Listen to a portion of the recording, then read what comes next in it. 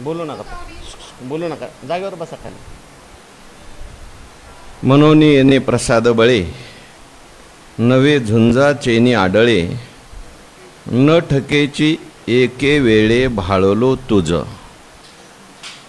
भगवंताच्या कृपेने, सर्व संतांच्या आशीर्वादाने, पुण्यसलीला इंद्रायणी मातेच्या पावन तीरावर संजीवन समाधिस्थ ज्ञानोबारायांच्या या पवित्र अशा अलंकापूर नगरीमध्ये, सिद्धेश्वर भगवंताच्या या पवित्र अशा प्रांगणामध्ये सद्गुरू जोग महाराज वारकरी शिक्षण संस्था यांच्या माध्यमातून सुरू असलेली आपली ही नित्याची ज्ञानेश्वरी प्रवचन सेवा, सेवेकरता उपस्थित माऊली स्वरूप असणारे सर्व भाविक भक्त, श्रोते, सज्जन, माता भगिनी सर्वांच्या चरणी वंदन करून आपण सर्वांनी मिळून ही चिंतन सेवा या ठिकाणी करायची आहे.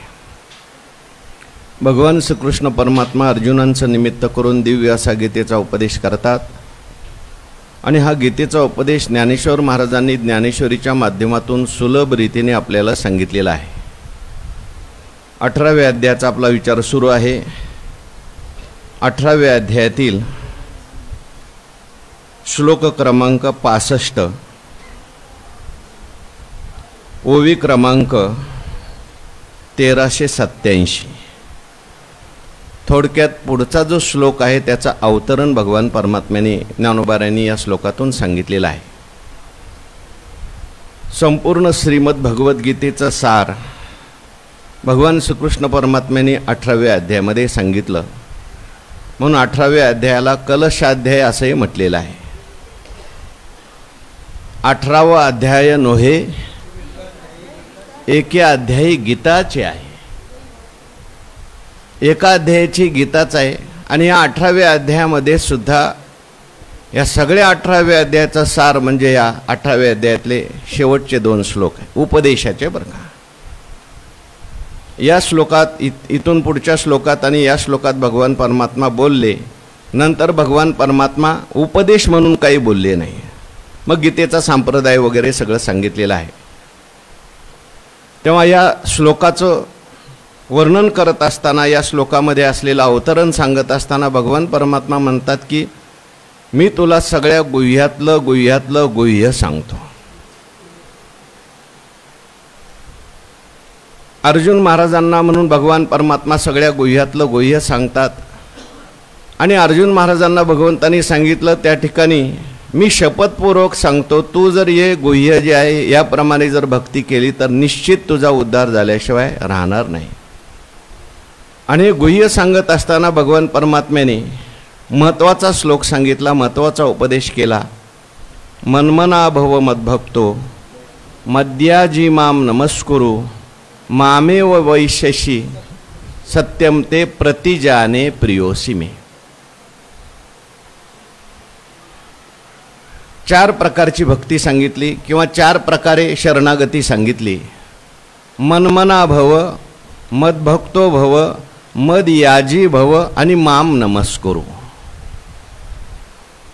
आणि अशा पद्धतीने जर तू मला शरण आलास, मन माझ्या ठिकाणी ठेवलं, माझ्या ठिकाणीच तू प्रेम केलंस, सर्व कर्म मला समर्पित केली आणि सर्वत्र तू जर मलाच नमस्कार केलास तर निश्चित भगवान म्हणतात शपथपूर्वक सांगतो की तू मुक्त झाल्याशिवाय राहणार नाही.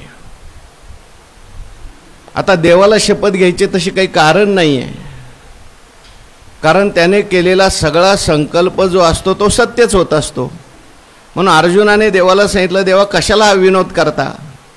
अहो तुमचं नुसतं एक नाम जरी आम्हाला मिळालं तरी त्या नामाच्या आधारे आम्ही मुक्ती प्राप्त करून घेऊ शकतो. आम्हाला सर्व काही तुमच्या एका नामाच्या द्वारे प्राप्त होतं. काय नोहे केले सर्व साधनाचे सार, भव सिंधू उतरी पार. तेव्हा भगवान परमात्मा म्हटले, बाबा मी हे सगळं बोलतोय, माझं हे बोलणं जे आहे ते प्रेमातलं बोलणं आहे. प्रेम जर असेल तर मग मनुष्य बोलता बोलता सगळं विसरून जातो. प्रेमामध्ये मनुष्य मोठेपणा विसरतो. प्रेमामध्ये आपण काय बोलतो ह्याचंही कधी कधी भान राहत नाही. आपुले ते थोरपण नारायण विसरला.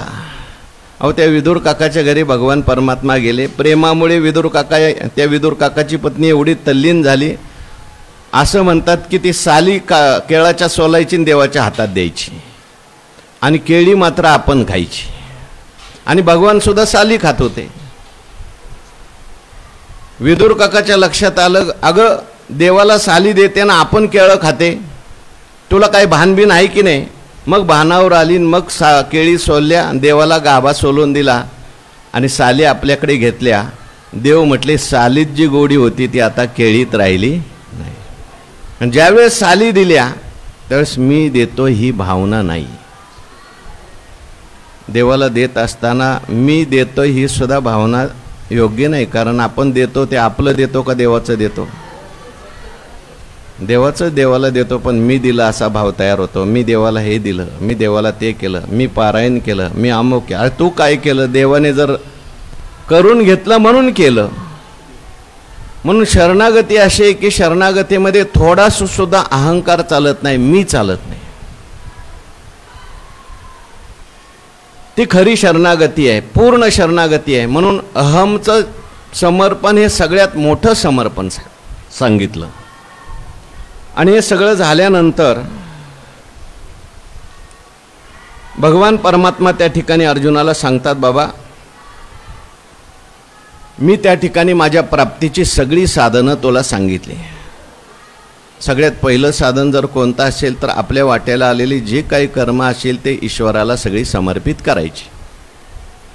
यत् करोषि यदश्नासि यज्जुहोषि ददासि यत् तपस्यासि कौन्तेय तत् कुरुष्व मदर्पण. आता कर्म देवाला समर्पित करायचे म्हणजे कर्म काय एखादी वस्तू आहे का? फळ आहे का? फूल आहे का? देवाच्या पायाजवळ ठेवलं, कृष्णार्पण मस्तू म्हटलं. हो, काही लोक संध्याकाळी एक चिठ्ठी लिहितात आणि एक चिठ्ठी लिहितात, कृष्णार्पण मस्तून देवाच्या पायाजवळ ठेवतात. झाली का कर्मसमर्पण? नाही. कर्मसमर्पण करायचं म्हणजे नेमकं काय करायचं?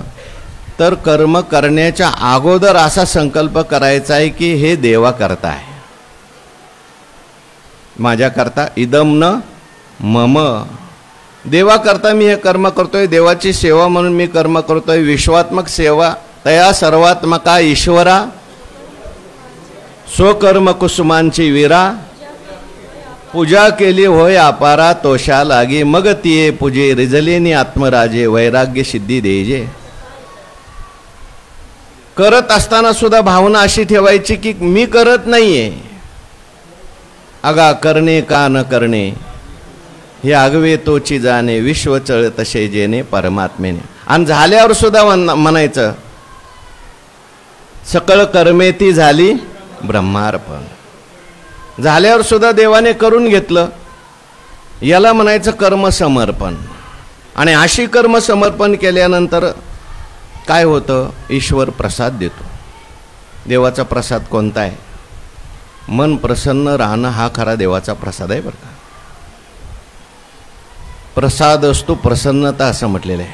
आपल्याला देवाचा प्रसाद मिळाला का नाही कशावरून ओळखायचं? आपलं मन प्रसन्न राहतंय की नाही.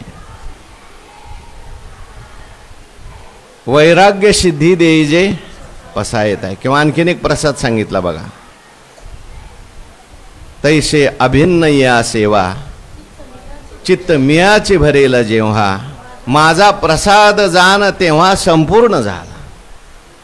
सतत परमात्म्याचं चिंतन घडणं, नामस्मरण करावं वाटणं, चिंतन करावं वाटणं देवाचा प्रसाद आहे. संसारातली आसक्ती कमी होणं हे देवाचा खरा प्रसाद आहे. तुका म्हणे हेचे आश्रमाचे फळ परमपद बळ वैराग्याचे. मग वैराग्य निर्माण होतं, भक्ती निर्माण होते. पुढे श्रीगुरु भेटतात, त्याला उपदेश करतात, त्याला ज्ञान प्राप्त होतं आणि ज्ञानाने तो काय होतो? भगवत स्वरूप होतो. मग अर्जुनाला भगवान म्हणतात, अशा प्रकारे तुझं जीवन जे आहे ते सगळं तू मला कर्म समर्पित केलेले आहे. तरी सर्व कर्मे आपुली तो सर्वदा मज अर्पली, तेने प्रसन्नता लादली आजही माझी. झाली का होई? हा झाली.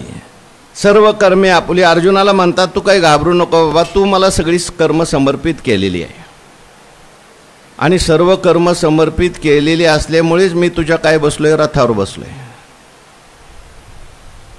देवाला अर्जुनाने त्या ठिकाणी प्रार्थना केलेली आहे. माझ्या रथावर देवा बसा, मी सगळं तुम्हाला समर्पित केलेलं आहे, आता तुम्ही जे म्हणाल ते मी करणार आहे. म्हणून तुवा सर्वदा मज अर्पिली, अर्जुनाने देवाला सर्व कर्म अर्पण केलेली आहेत. आणि ही कर्म अर्पण केल्यामुळे त्याला तेने प्रसन्नता लाधली आजही माझी. आज तुला जी, आज मला जी प्रसन्नता लाभलेली आहे, माझी प्रसन्नता तू प्राप्त करून घेतलेली आहे. देवाची प्रसन्नता प्राप्त करून घेण्याकरता आपल्याला आपली सगळी कर्म देवाला समर्पित करावी लागतात. देवाला कर्म समर्पित केली की देव काय होतो? प्रसन्न होतो.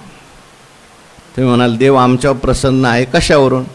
आपलं अंतकरण प्रसन्न राहिलं की समजायचं देव प्रसन्न. कारण तो कुठं बसलेला आहे? ईश्वर सर्वभूतानां हृद्देशेर्जुन तिष्ठती भ्रामयन सर्वभूतानि यंत्रारूढानि मायया. म्हणून अर्जुनाला भगवान म्हणतात माझी आज प्रसन्नता तुला प्राप्त झालेली आहे, मी प्रसन्न झालो तुझ्यावर. तसं देवाला प्रसन्न करणं कठीण काम आहे हो. सर्व काही प्रसन्न होतील पण देव लवकर प्रसन्न होणार नाही.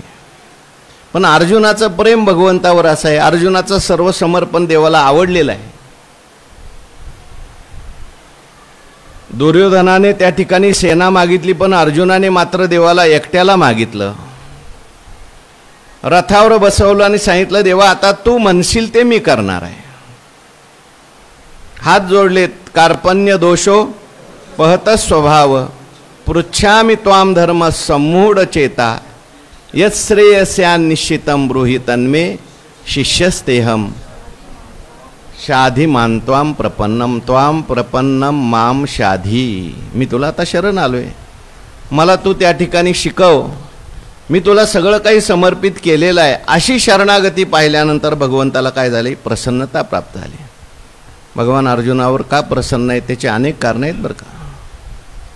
सर्व कर्म समर्पण देवाने अर्जुनाला केलंच आहे, पण आत्ता या घडीला सांगताना देवाला आनंद का वाटतो? कारण अर्जुन महाराज कसे ऐकतात त्याचं वर्णन ज्ञानोबारायांनी केलं आहे. अर्जुन महाराज नुसतं एका कानाने ऐकून दुसऱ्या कानाने सोडून देतात का? नाही. अर्जुना तू परिसशी हो.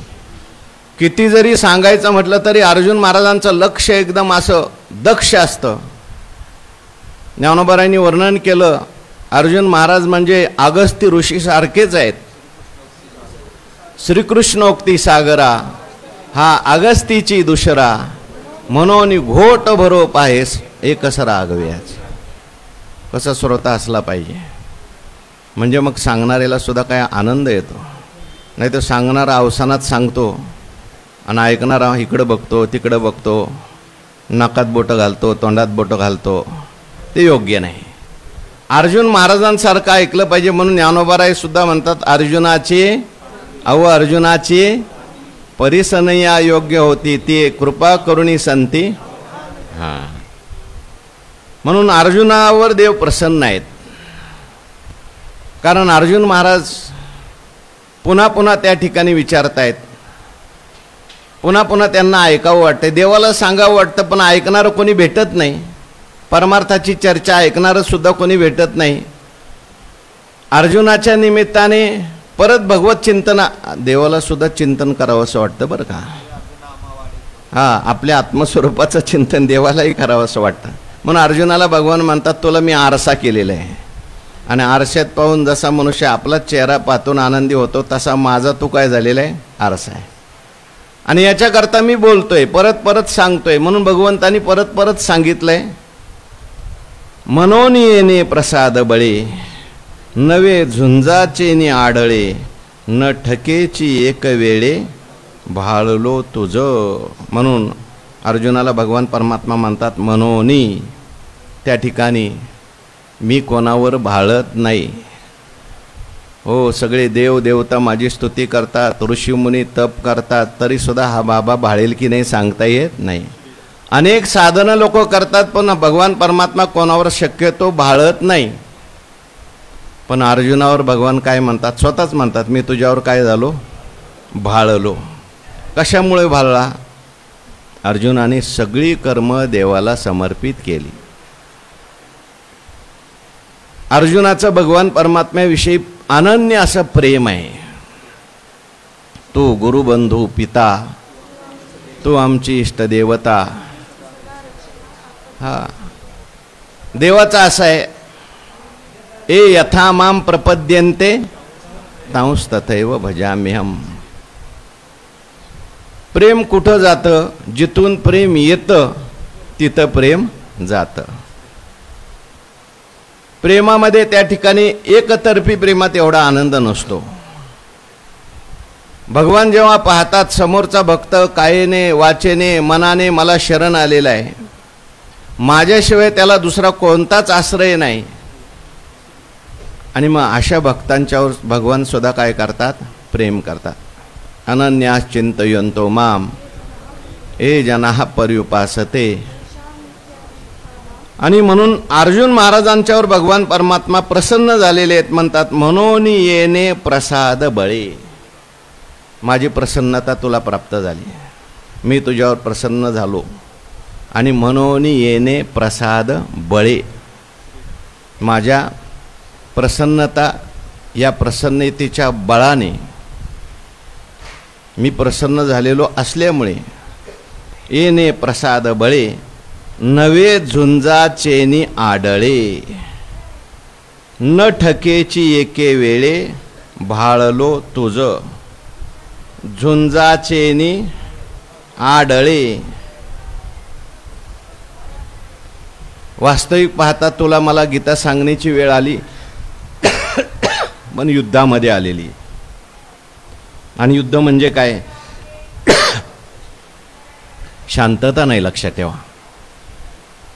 शांत ठिकाणी सुद्धा आपल्याला ऐकायला जमत नाही, पण युद्ध आहे तिथे. ज्ञानोबारायांनी वर्णन केलंय. आवो संग्राम हा वानिया मापे महाराचाची आनिया. हा ऐशिया समये कर्कशे भोगिजत स्वानंद राज्य कैसे. आज भाग्योदय हा नसे आन ठाई. शस्त्रांची खणखण आहे, बाणांची झणझण आहे. समोर युद्धाला सगळे योद्धे हातात शस्त्र घेऊन तयार आहेत, शंख फुंकलेले आहेत, आणि आता कधी बाण येईल काही सांगता येत नाही, कधी आपला शिरच्छेद करेल काही सांगता येत नाही. असं युद्ध सदृश्य परिस्थिती आहे, युद्धाची स्थिती आहे. आणि युद्धाच्या स्थितीमध्ये ऐशिया संग्रामे ऐशिया समयो कर्कशे. पण तिथे कर्कश समय जरी असला तरी सुद्धा भगवान म्हणतात मी तुला अशी गीता सांगतो की भोगिजत स्वानंद राज्य कैसे. तू स्वानंद राज्यामध्ये राहशील, आनंदाचा राजा होतील. स्वानंद साम्राज्य चक्रवर्ती आहे, म्हणजे इकडून बाण चालू आहेत, आता चालू होणार आहेत. सगळे युद्धाकरता आलेले आहेत. आता तसं पाहायला गेलं तर युद्धाला गेल्यानंतर मानसिक स्थिती कशी असते माणसाची? हो, मानसिक स्थिती नसते माणसाची ऐकण्यासारखी. अहो घरात शेजाऱ्याशी भांडण झालं आणि म्हटलं एखाद्याला चला प्रवचनाला येत आहे का? म्हणजे काय प्रवचनाला घेऊन बसला? माझ्या डोक्यात आता तेच बसलंय सगळं म्हणतो. शेजारी दिसतोय, थोडं भांडण झालं घरामध्ये, थोडं काय खटपट झाली तर माणसाचं लक्ष पूजेत लागत नाही, ध्यानात लागत नाही. पण तिथे युद्ध आहे आता, आणि धर्मयुद्ध आहे. पण अशाही ठिकाणी ही गीता आहे, भगवान परमात्माने गीता सांगितली बरं का. गीताशास्त्र असं शास्त्र आहे, आपण नेहमी चिंतन करत असतो. भगवंतांनी गीता जी आहे ती युद्धातच का सांगितली? एखाद्या धर्मशाळेत सांगायला पाहिजे होती, एखाद्या जंगलात नेऊन सांगायला पाहिजे होती, पण युद्धातच का सांगितली? तर युद्ध म्हणजे भयंकर स्थिती आहे, विक्षेपाची परमसीमा युद्ध म्हणजे. लक्षात ठेवा, आमच्या वैकुंठवासी गुरुनाम गुरु मामासाहेब दांडेकर असं म्हणायचे, भगवंतांनी वनातील विद्या रणात आणली. हो, आमच्या गुरुवर्य सांगत असतात, आपण नेहमी त्याचं चिंतन करतो. नवीन मंडळीत म्हणून परत सांगतो, शांततेत केलेला शांततेचा अभ्यास विक्षेपात टिकत नाही. नीट लक्ष देऊन ऐका वाक्य. काय वाक्य सांगितलं? शांततेत केलेला शांततेचा अभ्यास विक्षेपात टिकत नाही, पण विक्षेपात केलेला शांततेचा अभ्यास कायम टिकतो. किती लोकांना कळलं काय माहिती. मग उदाहरण देतो, मी नेहमी उदाहरण सांगत असतो. लोकमान्य टिळक जे आहेत ते अभ्यास करताना रेडिओचा आवाज वाढवायचे ना अभ्यास करायचे. आई म्हणायची, बाळा असा कसा अभ्यास करतो, आवाज वाढवतो मग अभ्यास करत बसतो.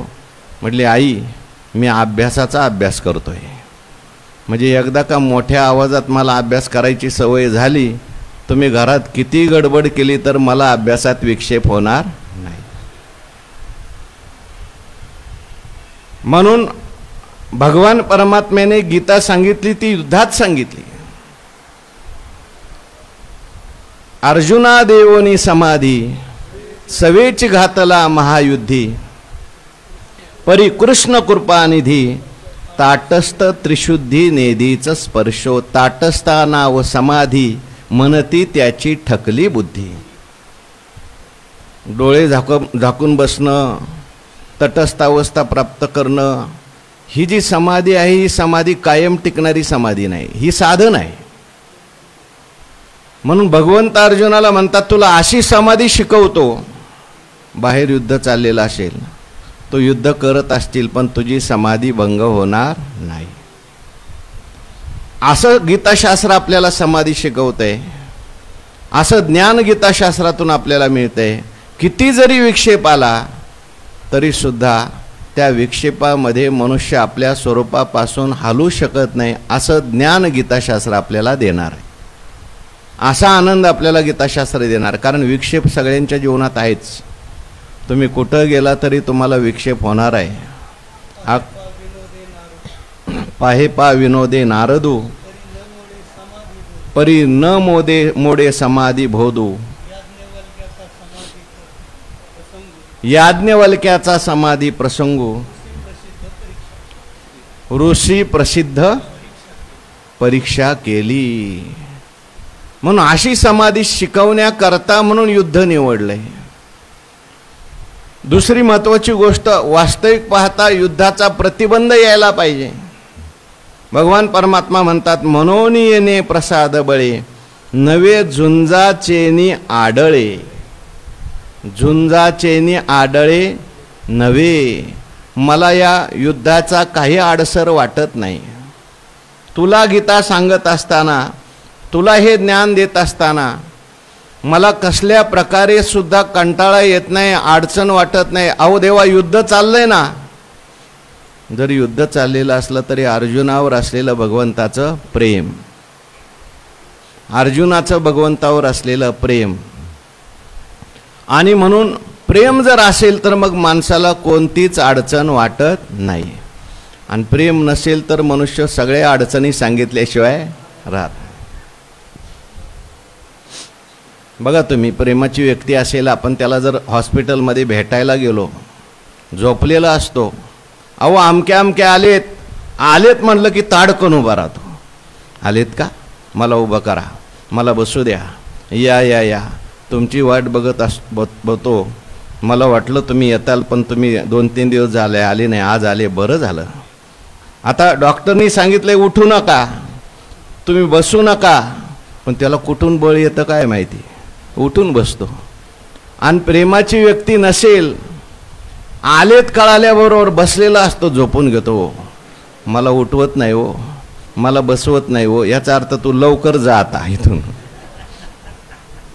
तसं अर्जुनाला भगवान परमात्मा सांगतात. वास्तविक पाहता भगवान परमात्मा सगळ्यांना हे सांगतात का हो? आईला सांगितलं का, बापाला सांगितलं का, भावाला सांगितलं का? अहो सगळ्यांचं जाऊ द्या, काय शेवटची ओवी, लक्ष्मी एवढी जवळीक, तेही न देखे या प्रेमाचे सुख. आजी कृष्ण शेहाचे बिक यातेचे असे. म्हणून भगवान म्हणतात न ठकेची एके वेळे. या ठिकाणी एकदा सुद्धा मी थांबलो नाही. म्हणून येणे प्रसाद बळे नवे झुंजाचेनी आडळे न ठकेची एके वेळे. स्वतःहून मी त्या ठिकाणी असं म्हटलो नाही की बाबा आता थांबतो मी काय तुला सांगत नाही. अहो एवढं मोठं युद्ध आहे अर्जुना, जाऊ दे आता आपण पुढं सांगू नंतर सांगू असं देव म्हणतात का? देव सांगायला उतावीळ झालेले आहेत. का उतावीळ झालेले आहेत त्याचं उत्तर शेवटच्या चरणात ज्ञानोबा सांगतात. भगवान स्वतः बोलतात भाळलो तुझं, मी तुला काय झालोय. आता हे भाळणा शब्द जे आहे कोण कोणावर भाळतं. हो हा, अर्जुनावर भगवान परमात्मा काय झालेले भाळे, प्रेमाने भाळलेले. भक्तावर भगवान परमात्मा काय करतात, भाळतात. आपण खूप ओव्या सांगितलेल्या आहेत मागे भाळण्याची. हो, देवाला म्हणतात मी तुझं आज खेळणं झालो. भक्त जैसे जेत पाहे तेथ तेच होत जाये, तो मी तुझे झालो आहे खेळणे आज. हो, खेळणं कशाला म्हणतात माहिती. हो, लोक म्हणतात त्यांनी त्यांचं खेळणं करून टाकलं पाहिजे. त्याला उठ म्हणलं की उठावं लागतंय, बस म्हणलं की बसावं लागतंय. हो, तसं भगवान परमात्मा म्हणतात भक्तांचं मी काय होतो, खेळणं होतो. म्हणजे भक्त जे म्हणेल ते मी करतो. भक्ताचं कुठलंही करण्याकरता मला लाज वाटत नाही. हो,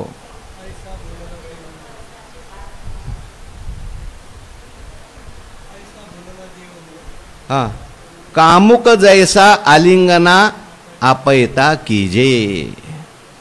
पाचात पांडवामध्ये सुद्धा अर्जुनाने जसं भगवंताला अधीन केलंय आणि भगवान परमात्मा अर्जुनावर काय झालेत, भाळलेत. आपण याचा विचार भरपूर करून आलेलो आहे. कसे भाळलेले आहेत सर्व काही. भगवान परमात्मा अर्जुनाच्या रथाची घोडी धुतात. हा कोपे तरी निवांतची साहे, हा ऋषे तरी बुझावत जाये, नवल पिशे लागले आहे. हो, अर्जुन महाराज आले. आता देव बसलेले असायचे सभेमध्ये. आता सभेमध्ये महत्त्वाचा विषय चाललेला असायचा. भगवान परमात्म्याला तिथं मान आहे. मान असताना मग आता भगवान परमात्म्याची सभा चालली. भगवान परमात्मा सभेतून लगेच अर्जुन महाराज बोलतील का? देवाची सभा चालली, देव महत्त्वाचा उपदेश करतात. अर्जुनाने यायचं सभेमध्ये, बघायचं, थोडंसं खकरायचं खोकरायचं आणि हा काय माझ्याकडे बघत नाही, या म्हणत नाही, बसत नाही, लगेच निघून जायचं. लगेच निघून जायचं, बाहेर फिरायला जायचं कुठं वनामध्ये. आता सभा संपल्यानंतर भगवान परमात्म्याने विचारपूस करायची, कुठं गेले अर्जुन महाराज, कुठं गेले अर्जुन महाराज. ते म्हणले कुणाला सांगितलं नाही, गेले. मग त्या ठिकाणी मग जेवायची पंगत बसल्यानंतर भगवान परमात्मा त्या ठिकाणी थांबायचे. अहो अर्जुन महाराजांना येऊ द्या, अर्जुन महाराजांना बोलवा, निरोप पाठवायचे. चला अर्जुन महाराज, देव थांबलेत तुमच्यासाठी जेवायला, मला भूक नाही म्हणायचं. हो, काय देव बोनियाची अवसरी, लोभे की आठवण करी. आता आम्हाला कशाला बोलवता? मगाशी मी आलो तर माझ्याकडे बघितलं सुद्धा नाही. मगाशी आलो तर मला बसायला जागा सुद्धा दिली नाही. आता मी जेवायला येणार, फुगून बसायचं तिकडंच. मग देवाने उठ्या ताटावून उठायचं, गेल्यानंतर तिथे जायचं. चला अर्जुन महाराज, चला म्हटल्यानंतर जा. आम्हाला काय जेवण मिळत नाही का कुठं? तुमच्याच घरी जेवण आहे का? आम्ही काय दुष्काळातून आलो का? अरे अर्जुना, तसं नाही बाबा. मगाशी मी सभेत बसलेलो होतो, सगळे लोक बसलेले होते, तुला बसायला काय झालं होतं? मी एवढा काय हलका आहे का तुमच्या समोर?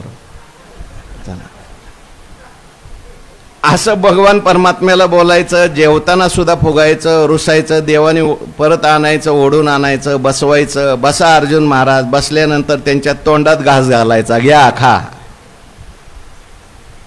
कोपे तरी निवांत साये, रुसे तरी बुझावित जाये, नवल पिशे लागले आहे.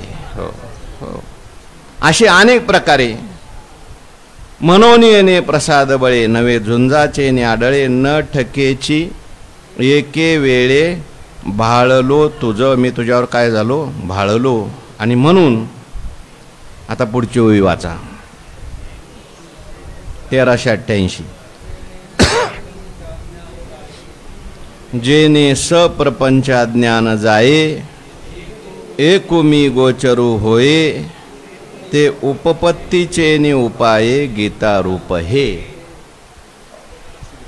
भगवान परमात्मा म्हणतात, मी तुझ्यावर भाळलेलो असल्यामुळे युद्ध असताना सुद्धा मी सगळी गीता बाबा तुला सांगितली.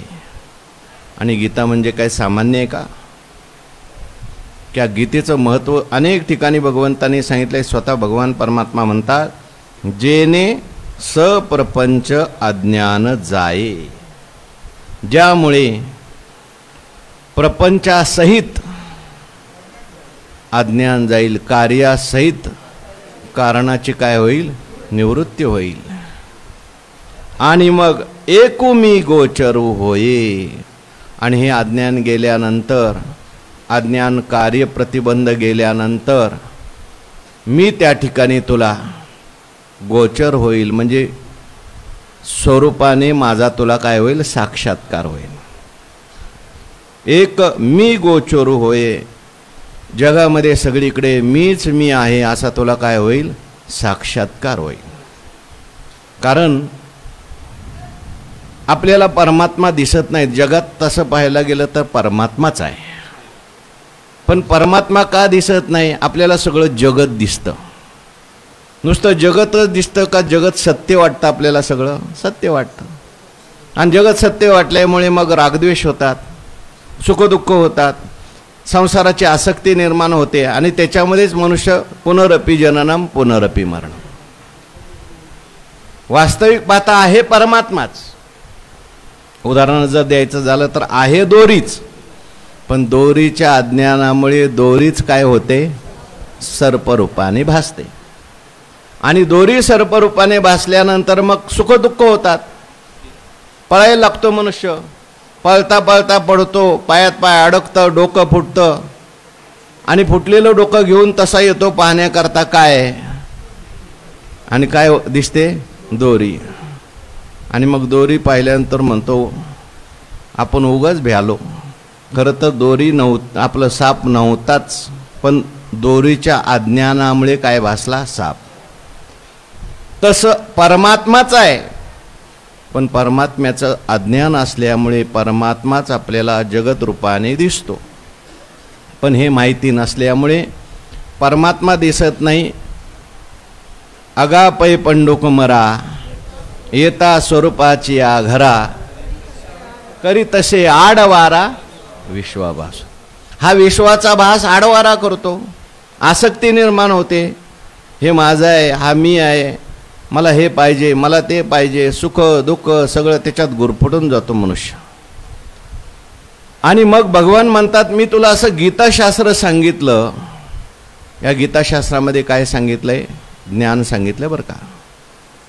700 श्लोक, अध्याय 18 लेख, देव बोलिले एक, जे दुजे नाही.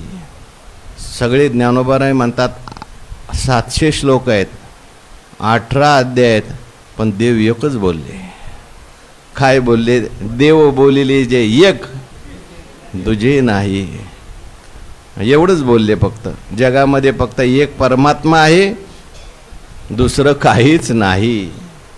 एकमेवा द्वितीयम ब्रह्म, न्यह नानास्ति किंचन. म्हणून भगवान परमात्मा म्हणतात, आता ही गीता जर त्या ठिकाणी तू वाचली तर काय होईल, जेने सप्रपंच अज्ञान जाये. सप्रपंच अज्ञान जाय. अज्ञान कशाला म्हणतात, ज्ञानोबारांच्याच भाषेत सांगा. आपला आपण पया विसरो जो धनंजया, किंवा येत सत्यबुद्धी हे अज्ञान. आपल्याला विसर पडला आणि जगत सत्य वाटायला लागलं, हे अज्ञान आहे. पण गीता जर वाचली तर गीतेत भगवंताने अनेक, भगवान म्हणतात पुढे, ते उपपत्तीचे उपाये गीता रूप हे, अनेक उपपत्ती सांगितल्या आणि त्यातून ज्ञान सांगितलं बरं का. हो, अगदी पहिल्या अध्यायापासून सुरुवात केली, दुसऱ्या अध्यायापासून विशेष सुरुवात केली ज्ञान सांगायला. असोचानन्वसोचस्त्वम, आणि सगळं सांगत सांगत भगवान परमात्मा ज्ञान, अनेक वेगवेगळे उपपत्ती म्हणजे उदाहरणं देऊन युक्तीने भगवान परमात्म्याने काय सांगितले, ज्ञान सांगितलंय. बाबा अर्जुना, तू कोण आहेस याचा विचार कर, हे जगत काय आहे याचा विचार कर, आणि मी कोण आहे याचाही विचार कर. हो, सदा विचारये तस्मात् जगत जीव परात्मनः जीव भाव जगत भाव बाधे स्वात्मैव अवशिष्यते. पंचदशिकार सांगतात 3 गोष्टीचा माणसाने विचार करावा. कोणत्या? घर कधी बांधायचं, गाडी कधी घ्यायची, देवात सदा विचार आहे तस्मात जगत, जीव आणि परमात्मा. जगाचा विचार करायचा, हे जगत कुठून निर्माण झालं, जीवाचा विचार करायचा, मी कुठून निर्माण झालो, माझं काय नेमकं स्वरूप आहे, जगाचं काय स्वरूप आहे, आणि देवाचाही विचार करायचा, देवाचं नेमकं काय स्वरूप आहे. क्षणोक्षणा हाची करावा, आणि हा विचार केल्यानंतर काय होतं, तैसे विचारता निरसले प्रपंच सहज सांडवले मग तत्वता तत्व उरले. हो, हा प्रपंचाचा विचार केला, खरा प्रपंच खरा आहे का, देह खरा आहे का, मन खरं आहे का, बुद्धी खरी आहे का, का या सगळ्याला जाणणारा, या सगळ्यांचा साक्षी, या सगळ्यांचं अधिष्ठान आत्मा परमात्मा तो एक आहे, खरा आहे, आणि तोच मी आहे. आणि असं ज्ञान त्या ठिकाणी गीतेमध्ये होतं. म्हणून येणे प्रसाद बळे, जेने सप्रपंच अज्ञान जाये, म्हणजे अज्ञानाची निवृत्ती होते. हे अज्ञान कोणतं आहे? मी देह आहे हेच अज्ञान आहे, बरोबर ना. अज्ञान एक रुढे, आणि मी देह अज्ञान गेलं, मी कोण आहे, मी वासुदेव तत्वता. आणि मग आता हे जगत सुद्धा काय झालं, सगळं परमात्मा स्वरूप आहे, म्हणून कार्यासहित कारणाची काय झाली, निवृत्ती झाली. आणि एकू मी गोचर होय. आता जगात सगळीकडे कोण आहे, मीच आहे. हा, बोला की ओवे ज्ञानेश्वरीच्या, जगात सगळीकडे मीच आहे. एरवी तरी सर्वांच्या, तो हृदयात आला, हृदय देशे मी अमुक आहे आयशी. हे आत बाहेर मिया कोंदले, जग जग निखिळ माझेची ओतले, कैसे कर्म तया आडाले, मीच नाही म्हणती. म्हणून अर्जुना मी नसे. आता सगळीकडे परमात्मा दिसायला लागला, म्हणजे जेने एकू मी गोचरू होये, जेने सप्रपंच अज्ञान जाये, एकू मी गोचरू होये. मी काय होतो, गोचर होत. तसा तर परमात्मा गोचर होण्याचा विषय नाही बरं का. मग गोचर तर आहे ना, समोर समोर बसलेला भगवान परमात्मा आहे, तरी सुद्धा भगवान म्हणतोय, आज मी तुला गीतेत असं ज्ञान सांगितलंय की ज्याच्यामुळे मी तुला त्या ठिकाणी दृश्य होईल. इथे दृश्य होईल शब्दाचा अर्थ, गोचर शब्दाचा अर्थ दृश्य घ्यायचा नाही, अनुभवाला येईल असा अर्थ घ्यायचा आहे. कारण गोचर झाला का तो जड होईल, तो दृश्य होईल, तो नाशवान होईल. आणि गोचर एक तर समोर बसलेलाच आहे, पण इथे सर्व जगामध्ये मीच आहे. माझ्या मत्त परतरम नान्यत किंचिदस्ति धनंजय मयि सर्वमिदम प्रोतम सूत्रे मणिगणा इव. सुवर्णाचे मणी केले, सोनियाचे सुती ओविले, असा मी तुला काय होईल, गोचर होईल, म्हणजे तू तत्स्वरूप होऊन जाशील, असं त्याचा अर्थ बरं का. गोचर होय ते उपपत्तीचे नि उपाये गीता रूप हे. आणि हे सगळे उपपत्तीच्या द्वारे उपाय मी कुठं सांगितलेले आहेत, गीतेमध्ये. म्हणून साचची बोलाचे नव्हे हे शास्त्र, संसार जिनते शस्त्र, आत्मा अवतरविती मंत्राक्षरी, अशी गीता आहे. म्हणून अशा पद्धतीने मी तुला सांगितलंय, मी अज्ञान तुझ आपुले, नाना परी उपदेशिले, येणे अज्ञान जात सांडी, वियाले धर्माधर्म जे. हे पुढच्या श्लोकाचं अवतरण आहे. भगवान परमात्मा म्हणतात, मिया ज्ञान तुझ आपुले. मी तुला काय सांगितलं, ज्ञान सांगितलं, आपलं ज्ञान सांगितलं, दुसऱ्याचं ज्ञान सांगितलं नाही. सगळ्या जगाचं ज्ञान झालं आणि आपलं ज्ञान झालं नाही, तरी मनुष्य ज्ञानी का अज्ञानी. हो, सगळं जग जाणलं, पण मी कोण आहे अजून जाणलं नाही, समजायचं तो अज्ञानीच आहे. एक मीला जाणलं, देवाला जाणलं, आणि जगातलं काही नाही जाणलं. त्याने जगातलं सगळं जाणलं. म्हणून काही नेणोनिया आन, एक विठ्ठलची जाण म्हटलेलं आहे. देवाला जाणलं ना, सगळं जाणल्यासारखंच होतं. आणि देवाला नाही जाणलं, सगळं जाणलं, तरी मनुष्याचं जीवन अपूर्ण राहू शकतं. म्हणून भगवान परमात्मा म्हणतात, मिया ज्ञान तुझं आपुले. मी तुला आपलं ज्ञान सांगितलं. गीतेच्या माध्यमातून देवाने काय सांगितलं, ज्ञान सांगितलं. आपलं ज्ञान म्हणजे काय, देवाचं स्वरूप काय सांगितलं, मी कसा आहे हे सांगितलं. एरवी मी तरी कैसा, मुका प्रति भानुका जैसा, काही दिसे न दिसे ऐसा, वाणीचा नव्हे. माझी वाणी आहे का कुठं, वानवा आहे का कुठं, सगळीकडे मी आहे. सगळ्या जगात मी आहे, सगळ्या देशात मी आहे, सगळ्या काळात मी आहे, सगळ्या वस्तूत मी आहे.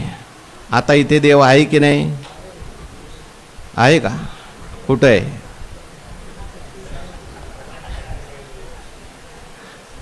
अहो त्याच्याच प्रकाशात बोलतोय, त्याच्याच प्रकाशात चालतोय आपण.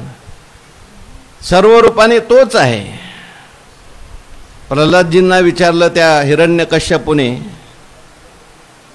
कोण तुला वाचवतोय सांग म्हटली. मग त्याला पहिला मारतो मग तुला मारतो. ते म्हटले, बाबा ज्याच्या सत्तेने तुम्ही बोलताय ना, तोच मला वाचवतोय.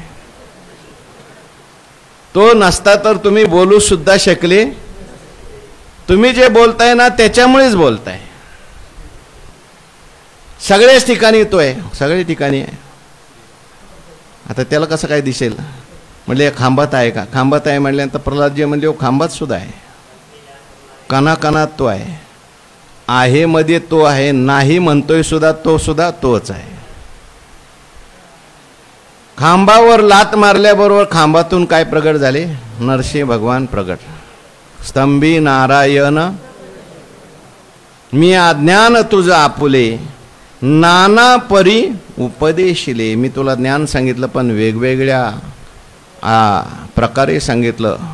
पहिल्या अध्यायात कोणत्या प्रकारे सांगितलं, दुसऱ्या अध्यायात कोणत्या प्रकारे सांगितलं, तिसऱ्या अध्यायात कोणत्या प्रकारे सांगितलं. असं म्हणलं तर आपली परत ज्ञानेश्वरी सुरू होईल. सगळे करायची आपल्याला अजून तशी. पुढे येणार आहे ज्ञानेश्वर महाराजांच्या. सगळी ज्ञानेश्वरी 9-10 ओव्यात सांगितली ज्ञानेश्वर महाराज. तिथे विस्ताराने घ्यायचं आहे.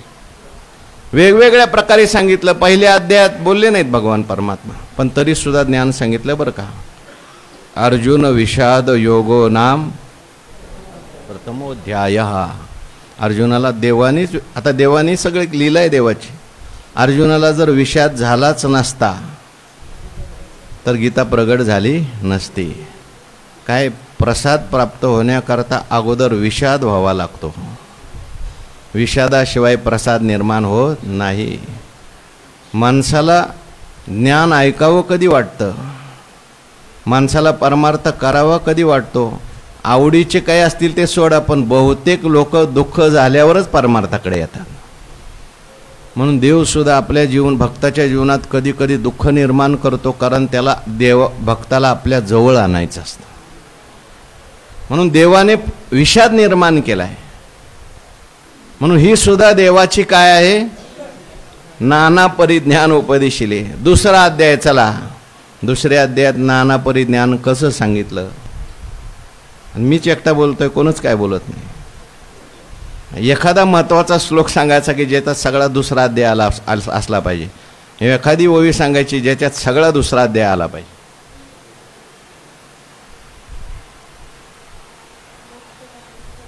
मोक्षद्वानी स्वतंत्र ज्ञानप्रधान हे शास्त्र, ये तुला आले दुजी सूत्र उभारिले. दुसऱ्या अध्यायात काय सांगितलं, ज्ञानोबरांनी स्वतः सांगितलंय, मोक्षद्वानी स्वतंत्र ज्ञानप्रधान हे शास्त्र. हो, आणखीन एक ओवी, दुजी सांख्य सद्भावो प्रकाशिला. भगवंतानी दोन ठिकाणी हे वरून आलं. दुसऱ्या अध्यायात काय आहे, एक मोक्षदानी स्वतंत्र ज्ञानप्रधान हे शास्त्र. हे ज्ञानप्रधान शास्त्र आहे, कारण मोक्ष जो आहे तो कशाने प्राप्त होणार आहे, ज्ञानाने. मोक्ष कर्माने का प्राप्त होणार नाही, मोक्ष उपासनेने का प्राप्त होणार नाही, मोक्ष ज्ञानानेच का प्राप्त होणार नाही. कारण बंध जो आहे तो कल्पित आहे, बंध जो आहे तो मानलेला आहे, आणि मानलेले जे असतं त्याची निवृत्ती ज्ञानाने होत असते. दोरीवर बसलेला साप आहे, त्याला घालवायचा असेल तर त्या दोरीवर बसलेल्या सापासमोर जाऊन तुम्ही पूजा करत बसणार का, काठीने मारणार का, ओ साप मारा जा लवकर तुम्हाला मी प्रार्थना करतो, असं जाईल का, दोरी पाहिल्यावर जाईल, दोरी पाहिल्यावर जाईल. स्वप्नीची या घाया ओखद चेओची धनंजया. म्हणून भगवंताने सगळं ज्ञान सुरुवातीला दुसऱ्या अध्यायात सांगून टाक.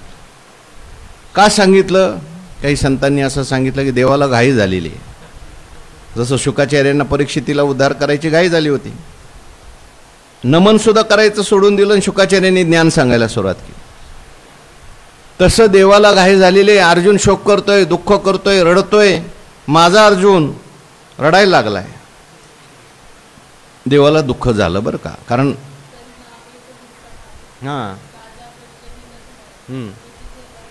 तुझे अज्ञान तो हरावे लागे आधी.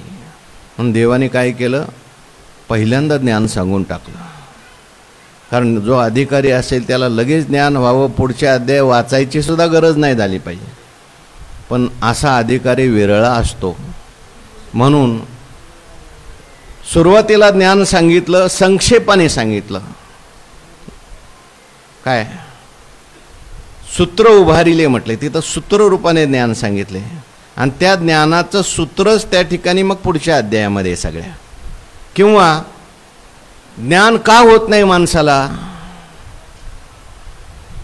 ज्ञान जरी गुरूंनी सांगितलं, ज्ञान जरी ज्ञानेश्वरीत असलं, ज्ञान जरी ग्रंथात असलं, तरी आपल्याला का होत नाही.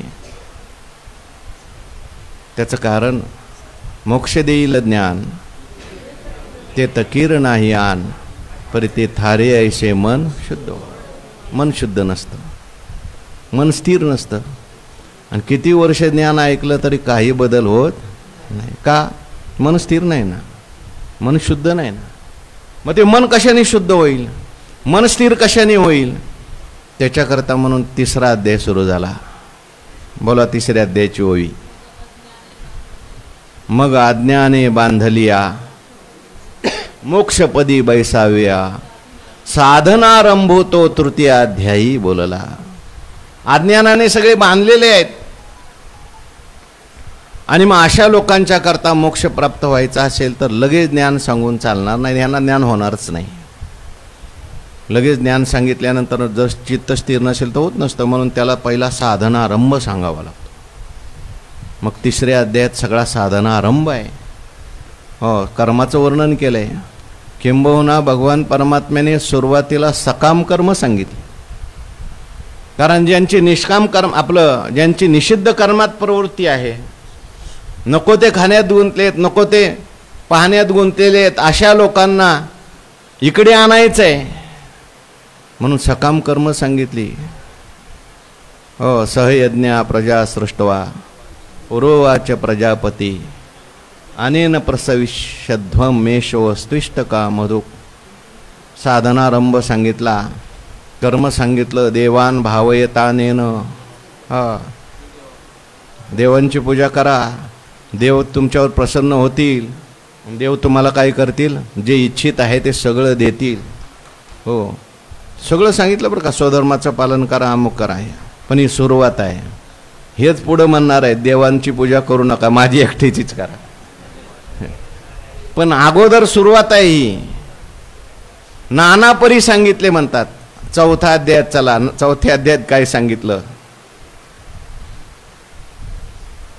तेची नित्याधिक अज्ञानाचे आवश्यक आचरता मोचक केवी होय पा. ऐशी अपेक्षा झालिया बद्ध मुमुक्षुते आलिया देवे ब्रह्मार्पणत्वे क्रिया सांगितली. आता हे त्यावेळी सोव्या जेव्हा होतील तेव्हा आपल्याला विस्ताराने घ्यायचं आहे बरं का. आज मी सांगणार नाही. त्या निमित्ताने आवृत्ती होऊन जाईल ना आपली सगळी परत एकदा. म्हणून नाना परीने चौथ्या अध्यायामध्ये भगवंतांनी ईश्वराचं स्वरूप सांगितलं. कारण आता कर्म तर देवाला समर्पित करायचं आहे, पण देव कोण आहे, कुठं राहतो, कशा करता येतो, हे सगळं सांगितलं. मग 5वा अध्याय, 6वा अध्याय, 6व्या अध्यायात पुन्हा योग सांगितला. 7व्या अध्यायात काय सांगितलं, ज्ञान विज्ञान सांगितलं. 8व्या अध्यायात अक्षर ब्रह्म सांगितलं. अर्जुनाचे प्रश्न आहेत, 7 प्रश्न, त्याची उत्तरं दिली. आणि 9व्या अध्यायामध्ये पुन्हा सगळ्याचं सार केलं बरं का. राजविद्या. 10व्या अध्यायामध्ये विभूती सांगितल्या. 11व्या अध्यायात विश्वरूप दर्शन सांगितलं. 12व्यात भक्तियोग सांगितला. 13व्यात क्षेत्रज्ञ योग सांगितला. 14व्यात गुणत्रय विभाग सांगितला. 15व्यात परत पुरुषोत्तम योग सांगितला. 16व्यामध्ये गीता संपली. 15व्या अध्यायात मग हे ज्ञान का होत नाही, ज्ञानाला प्रतिबंधक काय आहे, ज्ञान झाल्यानंतर सुद्धा आनंद काय मिळवू देत नाही, म्हणून दैवी संपत्ती आसुरी संपत्ती सांगितली. 16वा अध्याय. 17वा अध्याय 3 प्रकारची श्रद्धा त्रय विभाग. आणि मग 18वा अध्याय कलश. काय सांगितलं, येणे मिया ज्ञान तुझा फुले नाना परी उपदेशिले येणे अज्ञान जात सांडी वियाले धर्माधर्म जे.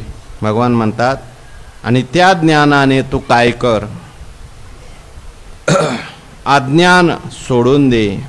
आणि अज्ञान कार्य असलेलं अज्ञान जात सांडी वियाले धर्माधर्म जे. धर्म आणि अधर्म हे अज्ञानाचं कार्य आहे. या सगळ्याचा तू काय कर, त्याग कर. आणि आता भगवान म्हणतात परत एकदा, आता मला तू काय ये, शरण ये. कसं शरण ये, सर्व धर्मान परित्यज्य मामेकं शरणं व्रज अहं त्वां सर्व पापेभ्यो मोक्षयिष्यामि मा शुचः. हा सगळ्यात महत्त्वाचा श्लोक आहे गीतेमध्ये. धर्म करता आलेले भगवान परमात्मा सांगतात सगळा धर्म सोडून दे आणि मला शरण ये. आता धर्माचा त्याग करायचा आहे. कोणत्या धर्माचा त्याग करायचा आहे, कसा त्याग करायचा आहे, देवाला शरण जायला देव म्हणतात मला शरण ये. हा कोण आहे मी म्हणतोय तो शरण ये. देवाला शरण कसं जायचं आहे आणि देवाला शरण गेल्यानंतर काय फल मिळणार आहे याचा विचार करायचा आहे. उद्याच्या प्रवचनात पाहू. पुंडलिक वरद हरी विठ्ठल श्री ज्ञानदेव तुकाराम विठ्ठल.